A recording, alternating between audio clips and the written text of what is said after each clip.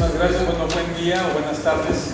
Les agradecemos que estén aquí con nosotros y vamos a platicarles un poquito sobre el libro y sobre el autor de este libro. Este es un libro muy interesante que habla, nos introduce a todo lo que es el problema de la adicción. Es un libro, yo soy hijo del autor, entonces tengo un gusto doble, ¿no?, de estar aquí. Mi papá falleció hace más de 15 años. Y es un libro muy interesante porque este libro sale a partir de la experiencia y a partir de la convivencia con amigos y seres queridos, como hoy, ¿no? También tenemos ese gusto de estar cerca y seres queridos míos y seres queridos de mi papá, porque ambos son figuras que colaboraron con papá y vivieron cerca del trabajo y la vida. Y mi papá empezó a dedicarse mucho al tema de las adicciones, y un amigo suyo, José Luis Martínez, que era el editor de Diana, era un editorial que desaparece, Planeta compra Diana, pero durante muchos años Diana era la que producía muchos libros, ¿no? Dentro de estos de García Márquez, no sé si era el reporte de un secuestro o un título por ahí va asociado a un secuestro. Le sugiero a mi papá que por qué no hacía un libro sobre el tema de alcoholismo. Y mi papá dijo, bueno, podría hacerlo, pero tendría que ser tipo novela, ¿sí? Tendría que ser algo más novelado en donde yo pueda platicar mi experiencia y a partir de ahí poder transmitir lo complejo que es una adicción y lo cerca que estamos de esto, ¿no?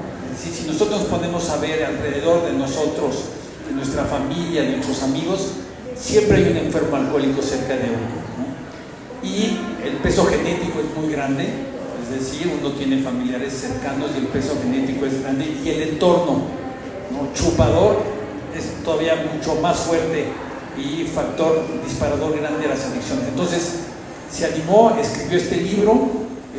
Hoy vemos esta portada que está muchísimo más moderna. La portada de la primera edición fue el dibujo de otro amigo suyo que también tuvo problemas de alcoholismo, que hizo un dibujo horrendo, ¿no?, en donde decía no se puede vivir mal un día y renacer al día siguiente.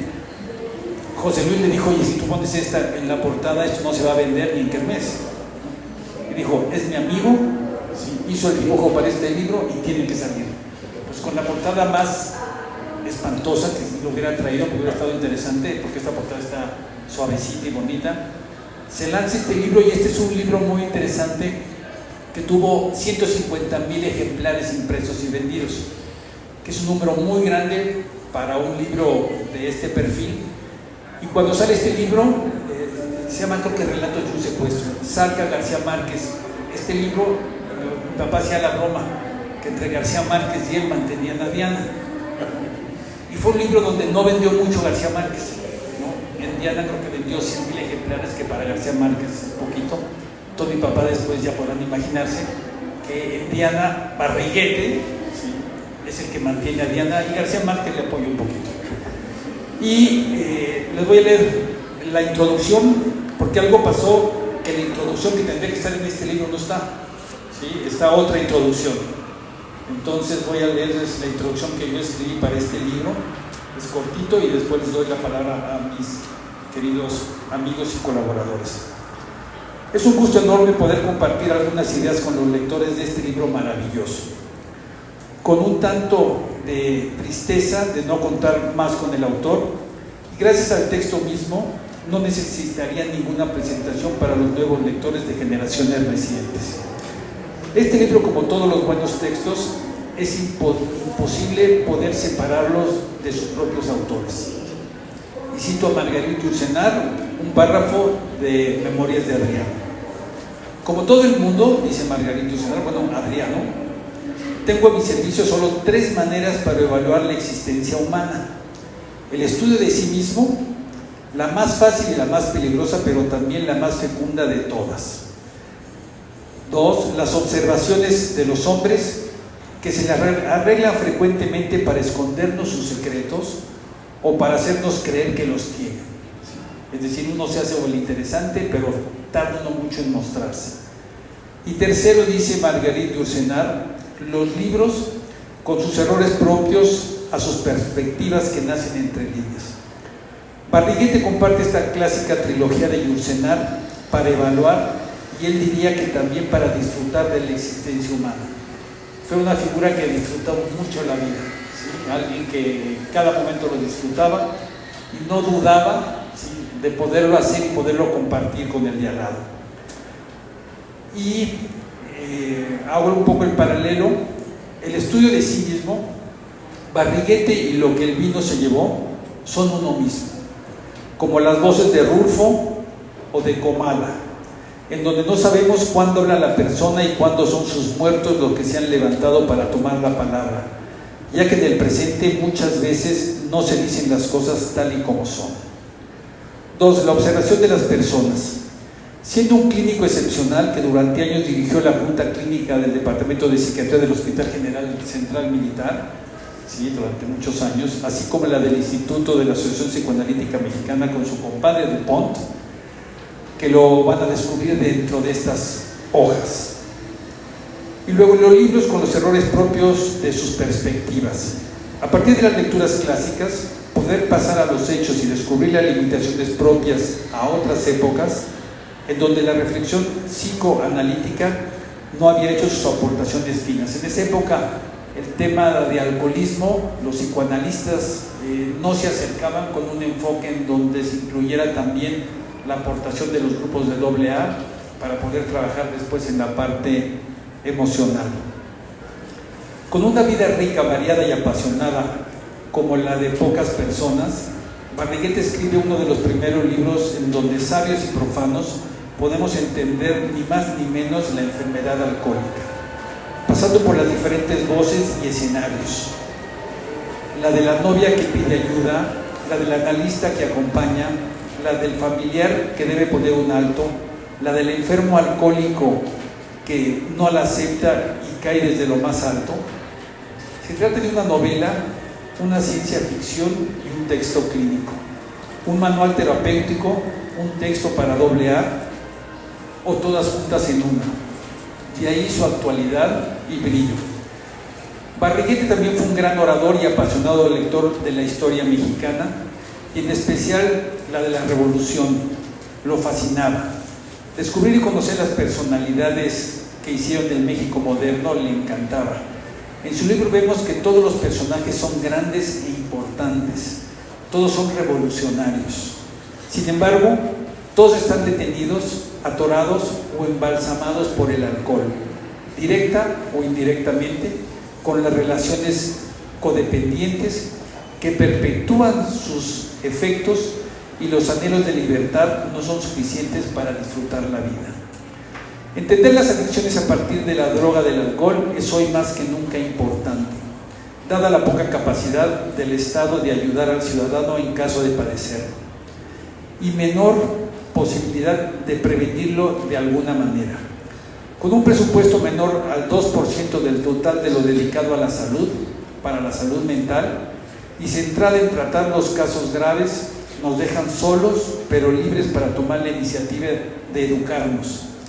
Hay que recordar que toda conducta, de acuerdo a su frecuencia e intensidad, puede ser saludable o de riesgo, excepto la violencia, las drogas, el abandono escolar y ciertas conductas de exceso.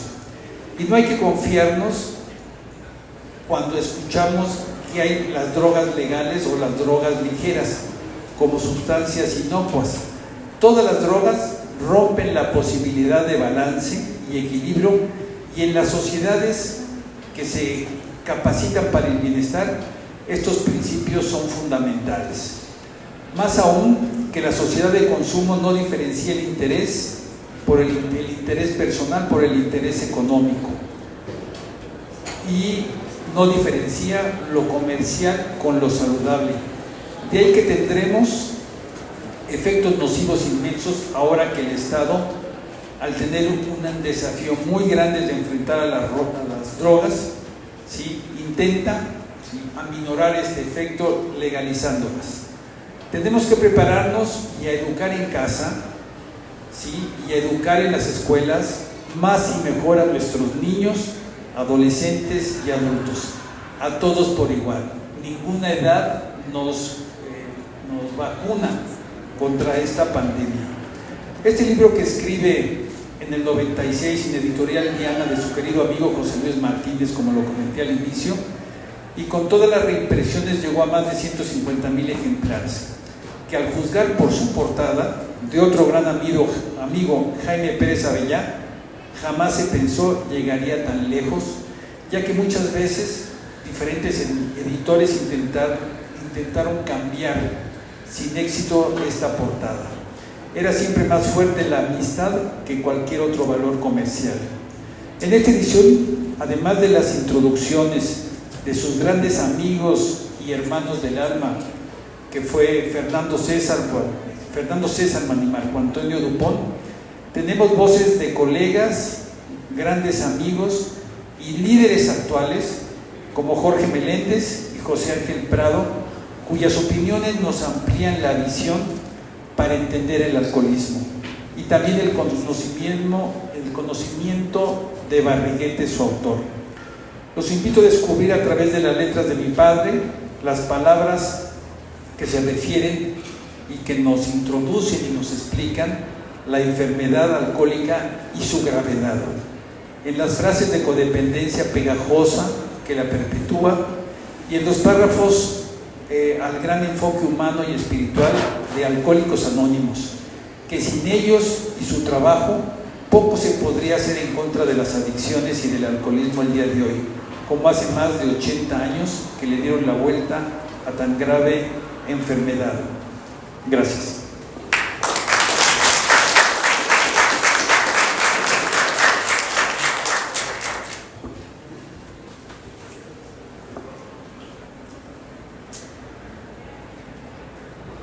Muchas gracias a mi sobrino, Armando Barriguete Castillón. Estoy casado con mi hermana, Georgina Meléndez, y por estar aquí y ver a jóvenes en esta cuestión, porque, y sobre todo mujeres, porque ahora el alcoholismo empieza muy temprano, tempranísimo, y sobre todo en mujeres. Hay más alcoholismo, creo yo, en mujeres. Un amigo mío, Renato Ledoux, decía que un periodista sin alcohol era como una flor sin aroma. Y yo fui superalcohólico y dejé esta adicción por un consejo de Armando Barriguete, que no me lo hizo directamente, sino por medio de un compañero, Roberto Escudero, ya muerto, dirigente del 68, no participé, ahí no fui dirigente, pero él me llevó. El alcoholismo empieza a agarrar fuerza después de la ley seca de 1919 a 1933 en Estados Unidos. Cuando en 1935 los señores Bill y Bob fundan Alcohólicos Anónimos y hacen un gran servicio a la humanidad. Y hablo de esto porque yo estoy convencido que los gobiernos hacen mucho en algunas cuestiones y hacen poquísimo en otras. Si no hay comunidades que se quieran salvar a sí mismo, yo por eso participé muchos años en el Partido Comunista del 64 al 82. Si no hay comunidad, el Estado no resuelve los problemas en ningún parte del mundo. Y ustedes me dirán, bueno, pero tú dices que fuiste comunista. Sí, pero estuve en Cuba, en la Unión Soviética, exilado, y no había un Estado comunista. Era un Estado burocrático, como dicen los teóricos, entre ellos Isaac Deutsch. Estos personajes fundan AA, hacen los grupos Oxford en 1965 en Nueva York, en 1936 en Cleveland, y crean el famoso libro de los 12 pasos, que yo no llegué ni a 4, pero sí los leí. Yo no voy a hacer una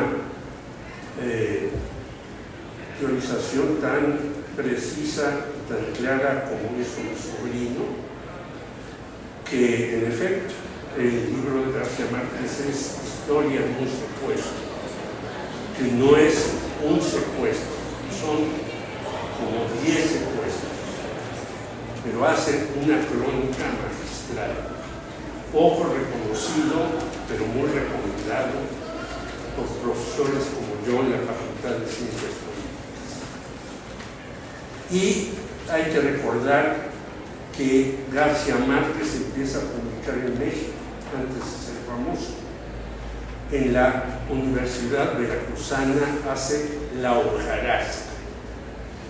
Y ya cuando se siente con potencia, hace 100 años de soledad y lo manda a Colombia para que se publique y demás. Pero García Márquez, y lo decía, era un periodista que también cayó en el alcoholismo y salió de él.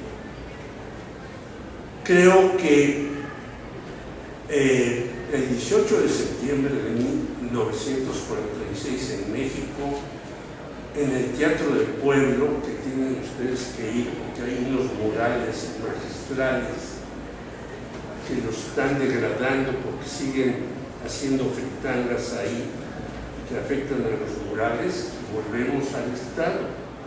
El Estado no resuelve los problemas, a veces hasta los complica.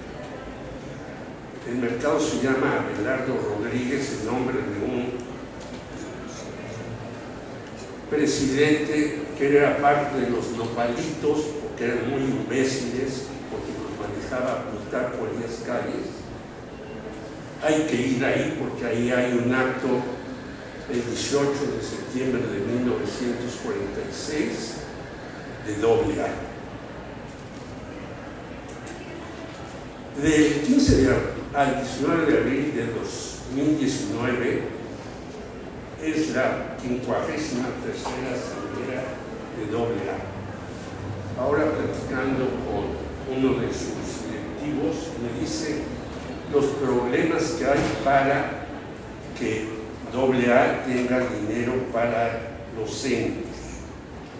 Yo estuve en muchos centros, cambiábamos de lugar porque íbamos a la casa de un compañero como Roberto Escudero.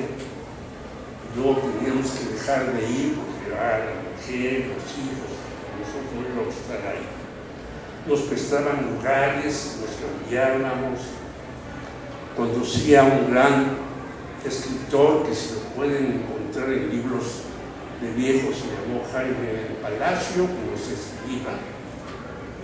Y después me di a la tarea de encaminar a algunos compañeros, entre ellas a dos amigas, una profesora de la Facultad de Ciencias Políticas, que estuvo varios años lúcida, regresó al alcoholismo y murió de alcohol. Entonces, esto no es un problema de voluntad, es un problema, yo le llamaría, perdón por la palabra, de sacrificio. Hay que sacrificarse por las cosas que uno quiere. No llegan del cielo, ni las manda Marx, ni las planea Donald Trump. Hay que hacer sacrificios en algunos momentos para poder estar sobrio y poder tener una familia. Ya llegó parte de la mía, y estar adelante. He tenido muchas experiencias, entre otros con José Revueltas, que nunca dejó de beber. Y cuando bebía en la cárcel hizo un libro extraordinario que se llama El Afán, que después hizo película José Revueltas. Los compañeros míos que estuvieron en la cárcel, pues no estuve, y por eso me mandaron a Moscú, bebían y hacían ahí su propio alcohol. Algunos no podían parar de beber, como Pepe, que paró un mes justamente para hacer el afán y continuó. Yo creo que hay que hacer este tipo de cuestiones. Yo vengo de muchos grupos diversos, nací en la colonia Guerrero, donde en las mañanas iba a la escuela y como no había llegado Ernesto Pérez Choco, rumbo a la primaria Belisario Domínguez, veía a las 8 de la mañana prostitutas, rateros, borrachos, drogaditos, malos toreros y peores boxeadores. Todos ellos alcoholizados. Qué bueno que hubo una época que cerraban los bares, pero ahora las chelerías no las cierran para nada. Yo ahora vivo en Coyoacán, en una calle que se llama Tecualiapan, hay la delegación de policía, y cuando salí a dar clase de 7 a la universidad, en el fondo había una banda de borrachos, drogadictos, todo eso, y la policía le tiene miedo o está coludida con ellos. Por eso es muy difícil acabar con estas llamados vicios antes, ahora conocidas correctamente como adicciones. Hay que entrar a los grupos de AA para tener compañeros que a uno lo guíen y demás. Algunos compañeros marxistas, no sé si les estaré pasando el tiempo, ustedes lo dicen, hicimos un grupo de AA, pero como nosotros no creemos en Dios, nos tomábamos de la mano al terminar y pensábamos en la internacional comunista. Es decir, se puede ser parte de AA sin ser católico. Yo sigo siendo ateo. Pero si quiere uno reponerse de algo, no quiere decir que se brinque las trancas y las normas. Pero puede hacerlo si quiere uno salir adelante. En ese grupo había un compañero, ya puedo decir el nombre porque ya falleció, David Huerta, hijo de Efraín Huerta, un enorme poeta, y él también. Y había dos personajes, que no diré los nombres, uno que estaba en Letras Libres y que vive todavía, y otro que era el contrario de Letras Libres, el odiador de Octavio Paz, que todavía vive y duró 40 años en AA o sin beber, y ahora, según un cardiólogo, le indicó que puede beber una copa de vino en la comida y una copa de vino en la noche. Yo pensé que iba a recaer y no, ha tenido el valor de poder hacer eso. Pero son las excepciones. Traigo a esto a colación porque en todos tenemos excepciones, pero las excepciones pues, son muy difíciles, y si uno no hay excepción, pues tiene que hacer el proyecto como cuando uno entra a estudiar. Yo dejé de dar clases después de 52 años en la UNAM, después de la pandemia, porque los muchachos no leen, ven tabletas o el celular. Creo que es terrible, es otra adicción que debe ser combatida y no se combate. Ya sabemos por qué. El señor Donald Trump tiene a su vera a Elon Musk, este personaje brillantísimo, pero nazi, a Mark Zuckerberg y a Jeff Bezos. Con esos no se puede cambiar el mundo. Esos quieren riqueza. Y el mundo se puede cambiar solamente con comunidad. Yo soy asesor formal, porque lo veo muy poco, de su comandante, hoy capitán, Marcos. Esa es la vida que me gusta, la vida comunitaria, no la vida ostentosa. Yo he estado en los mejores restaurantes de México y en las mejores cantinas, invitado por ser periodista. Pero me aburren, me gustan más las cantinas de Piojito, como se llamaban antes, porque ahí uno podía platicar y echar domingo. Y yo fui a una que creo que desapareció, Niza, incluso sin beber, porque me prohibieron beber. Tenía yo un melón en el hígado, que todo el mundo decía que era por mi alcoholismo, y en el Instituto de Nutrición me sacaron el melón, y no, era una cuestión que me salió ahí, y no era canceroso además.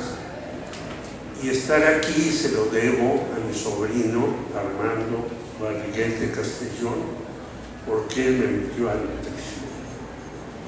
Si uno no le da gracias a la vida, como decía Violeta Parra, aunque después de la canción de Gracias a la Vida, que me parece un poema magistral, hizo otra, Maldigo del alto cielo, y se suicidó porque estaba enamorado de un tenista holandés y no pudo soportar la pena que se le fue. Cuento esto porque así es de ambigua, de claroscura, de ambivalente la vida. Pero la vida, jóvenes, solamente se da una vez. A lo mejor si somos como Fidel Herrera, que nos podemos sacar 5 veces el gordo, pero la vida solamente se da una vez. Si la quieren vivir bien, traten de cuidarse. Si la quieren vivir bien, hay que hacer sacrificios. No sale de ningún lado las cosas.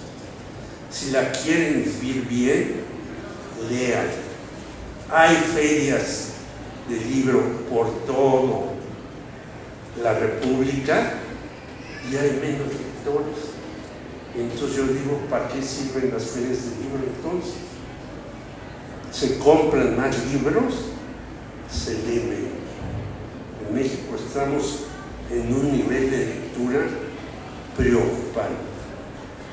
Por eso, este libro, cómprenlo, léanlo, autoexamínense y ustedes deciden.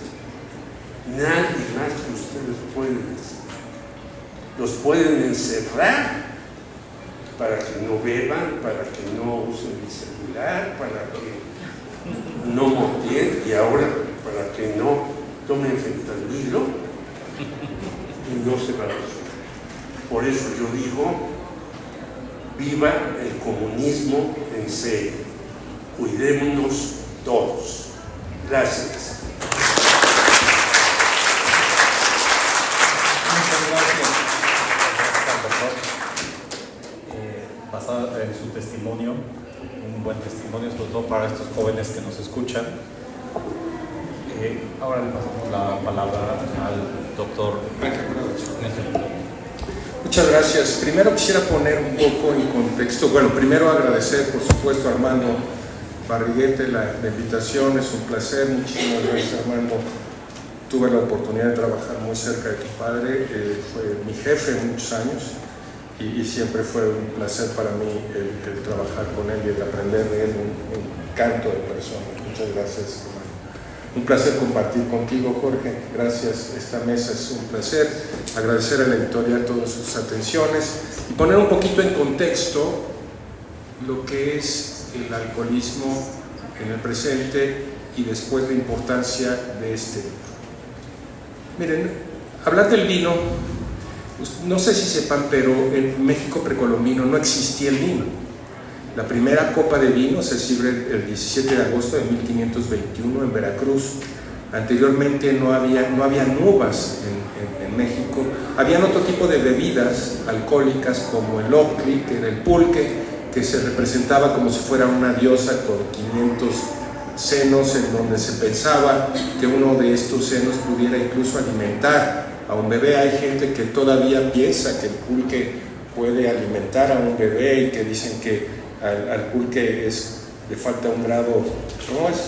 Un grado para hacer carne, como un grado de general de división a sargento segundo. Es un mito terrible, ¿no?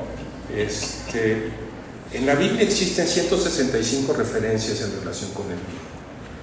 Desde el Génesis, cuando después del diluvio Noé siembra la vid y se embriaga y castiga a uno de sus hijos porque se burla de su embriaguez y lo hace esclavo de sus hermanos. Después las bodas de Caná en Galilea, en donde Jesús produce un vino malísimo, por cierto, no sé si han tenido oportunidad de estar en Galilea, pero el vino es muy malo. Cuando sale Lot de Sodoma y Gomorra, las hijas tienen que emborracharlo para poder acostarse con él y poder procrear. Y después viene una gran diseminación del consumo de vino gracias a la religión católica, particularmente en Europa. Entre los árabes, el Islam, está totalmente prohibido el consumo de alcohol. Pero aquel que se resista de consumir alcohol será servido en el cielo por vírgenes de eternal belleza, con hermosos ojos negros como perlas sobre el nácar, serán servidos en copas de oro y se les darán las carnes de las más peregrinas aves. Esto dice el Corán. Esto quiere decir que aquellos que se abstengan de beber aquí en el cielo van a ser premiados con mucho vino. Actualmente en el mundo mueren 3 millones de personas todos los años por causas asociadas con el alcohol.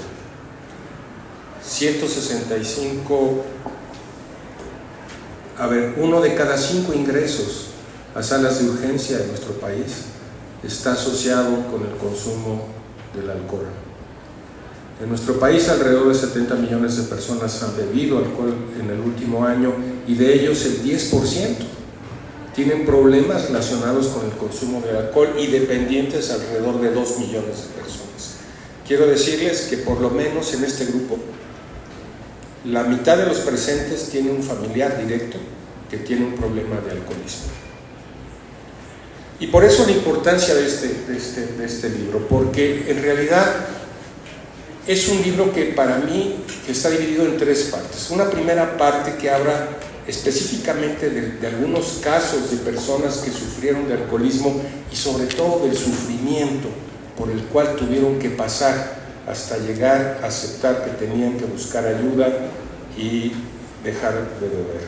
En segundo lugar, él nos habla de la evolución, nos habla el doctor Barriguete de la evolución del alcoholismo con una tabla que se llama la tabla de Jelinek, en donde nos va diciendo cada una de las etapas por las que pasa el enfermo y va desarrollando. Y la más importante es la tercera parte. Este es un libro de texto. Si hay aquí alguien que se dedique a la salud mental, esta es una lectura obligatoria. Este es un libro de texto porque van a aprender muchas de las vicisitudes que yo como psiquiatra tuve que enfrentar y tuve que sufrir mucho hasta aprender que no era, hasta tener o realizar ciertas acciones, como le dice el doctor Barriguete. Él no veía a un enfermo alcohólico si no acudía a algún grupo de alcohólicos anónimos. Tenía que trabajar en la parte emocional, la parte psicoanalítica, pero además la persona tenía que dejar de beber. Una persona que está bebiendo y decía, esto es como un barco que está bajo el mar. Necesitamos que alguien lo saque y ponga a flote para que yo pueda entrar y reparar los motores. Abajo del mar no puedo hacer absolutamente nada. Si hay aquí algún psicólogo, algún médico, algún psiquiatra, jóvenes, este es un libro de texto. Actualmente soy vicepresidente de la Central Mexicana de Alcohólicos Anónimos. Tenemos 14,000 grupos y 115,000 miembros de Alcohólicos Anónimos. Personas que verdaderamente son milagros. Yo no me puedo imaginar, Jorge, no me puedo yo imaginar a tantas. Nos reunimos el año pasado 45,000 personas en el Estadio Jalisco.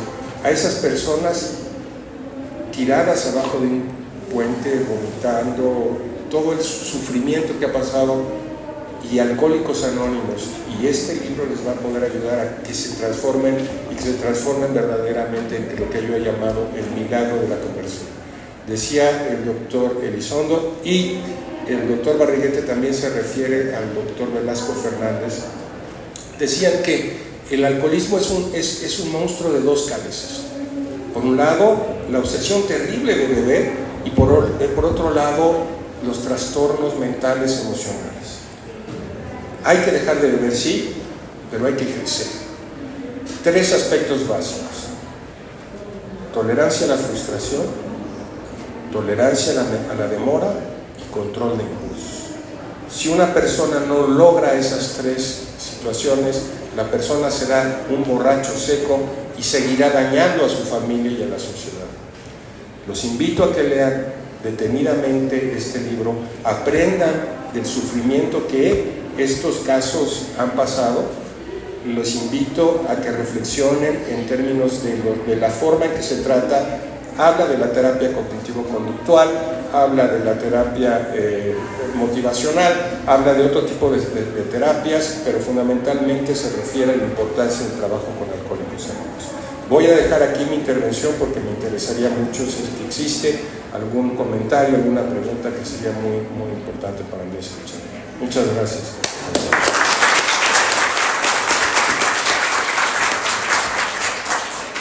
Muchas gracias al doctor. ¿Alguna pregunta? Que tenemos poco tiempo, pero hay algo de espacio. ¿Alguien que quiera preguntarle algo al doctor?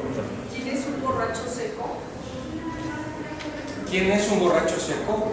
Mira, un borracho seco es aquella persona que ha dejado de consumir alcohol y su comportamiento sigue siendo el mismo. Solamente tapó la botella. Y es lo mismo, sigue sin llevar dinero a su casa, sigue golpeando a su esposa. Mejor bebe, cabrón. Era más simpático antes, ¿no? Entonces, la persona tiene que dejar de beber, pero tiene que modificar su conducta para verdaderamente ser una persona de bien y estar en sobriedad.